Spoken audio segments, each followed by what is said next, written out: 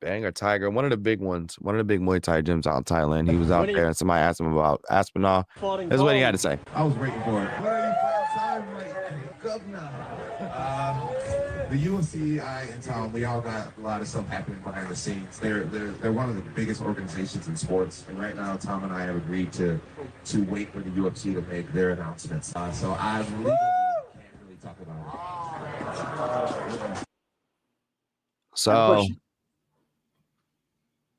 So still kind of cryptic. It's no real substance there. You could go anywhere with that statement. Correct. Like the way he set it up, Jon is really good. Like we got to realize, like Jon is very good at keeping everybody anticipated. We don't know if this shit's gonna happen. It's probably not gonna happen. Because on the same note, you got Tom Aspinall saying Jon's retired in the middle of interviews. Yeah, Jon's retired. He's got playing little games there himself, you know. I mean, even the Stipe fight took like 2 years, right? Mm-hmm. He's getting there. Here's my question, and this goes to both of you. So, looking at the two men, and we'll take Dana out the picture. Looking at the two men on this picture right now. In terms of rent-free, is Tom living rent-free in Jon's head, or is Jon living rent-free in Tom's head with everything that's been strung on? Who goes to bed, and this is the last thought on their head at night? What do you think? I actually am going to give the answer you're not expecting and say Jon probably lives in Tom's head free because he holds the undefeated. He has the undefeated record, and he can walk away from the sport and still be the GOAT today, even if he's called a duck. Whereas Tom needs Jon for his legacy. That's a really good answer. I like that.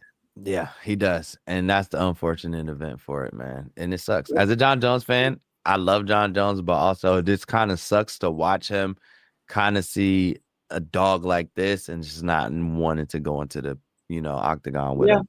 But if he retires today, is he the GOAT? Go. So like no asterisk, no, not throwing one up there. Go. He's the GOAT. Nobody's fucking with him. If he retires today, he's a GOAT. Even his loss is a blemish, and it's not even really valuable no more because it's not really a loss. They changed it. You could do it now. Animal fight. That's not a loss. Yeah. Anyways, but so, man, I agree. Jon Jones does have the upper hand on the rent-free side of things. I think the person who's got them living in his head the most is Dana White. He's the one losing. He's the one that's got to carry it up. He's the one. Shout out Uncle Dana, man. I'm sorry, dog. I know this is rough for you, man, but he's the one losing the most sleep at night over this shit. And everybody ask him as soon as they ask a question. This is the first question right off the top of the head.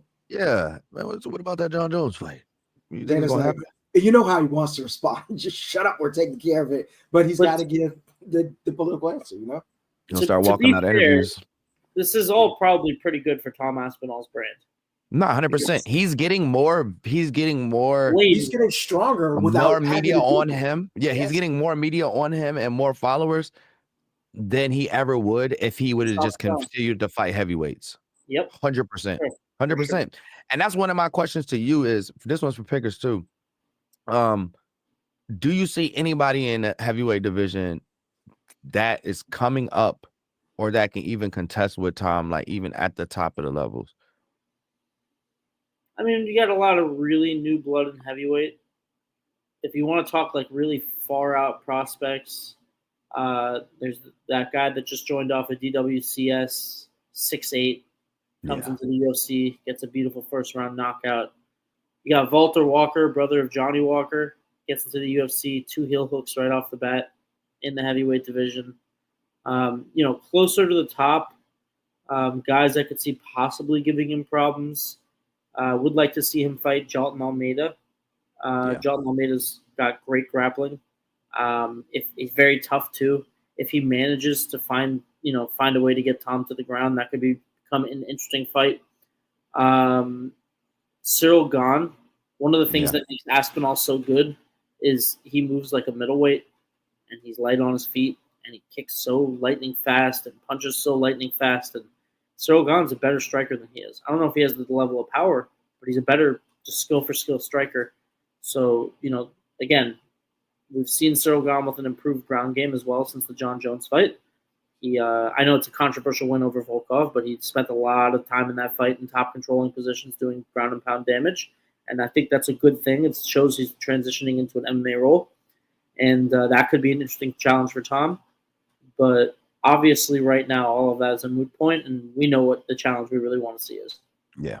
We want to see if he could take out the GOAT, and or if the GOAT is going to continue his legacy as being the top dog of the thing. And to the Cyril Gahn one, that is the one I hear the most when I'm like watching content and stuff like that. Is everybody wants to see him fight Cyril Gahn, and I think that makes it makes the most sense if you're not fighting Jon Jones, because at this point, Jon Jones has made Tom Aspinall a superstar by not fighting him.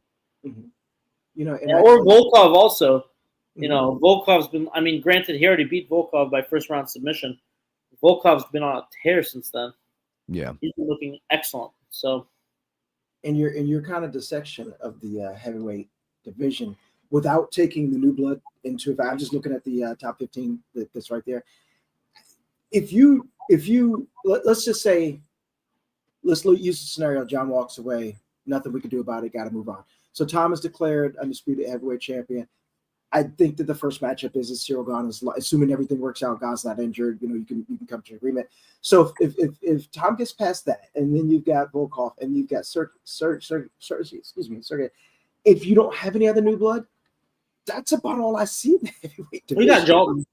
Yeah, I'll give you Jalton. So you got four. Yeah, right. You get four really like interesting mixes, and a lot can happen during that time because you can't rattle off those 4 fights in 4 weeks.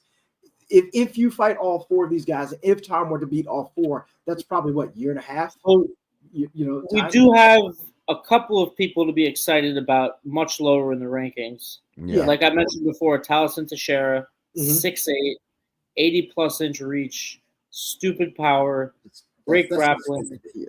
That's a guy who could potentially go very far. Sergey Spivak, like the size of Robelis. Yeah. Oh, he's much skinnier. Yeah. I mean, like height wise, because it was Robelis. No, he's about Robelis' height, and he moves like Robelis. Except he's a really good grappler, which Robelis is obviously still working on. Sergey Spivak's quietly, I don't know if he gets into the top 5, but he's quietly working his way up the rankings, coming off a great armbar off of his back over Marcin Tybura. So his grappling is getting really, really dangerous as well. The GOAT, Shamil Gaziev, obviously he had that rough fight against Jairzinho. Took him 4 tough rounds. Right. But looked like Derek Lewis is floating around there too. Come on. Nah. What's up? I did that for fan favorite, man. Come on, I love Derek. I love Derek. That's my guy. I love Derek. I'm not anymore. Who, Derek Lewis? What? Is he not? Oh, Derek Lewis. I thought you said Jairzinho. No. Jairzinho's fighting for. He's fighting for Derek Lewis, DBX this in his weekend. own I thought you were about words, to break something.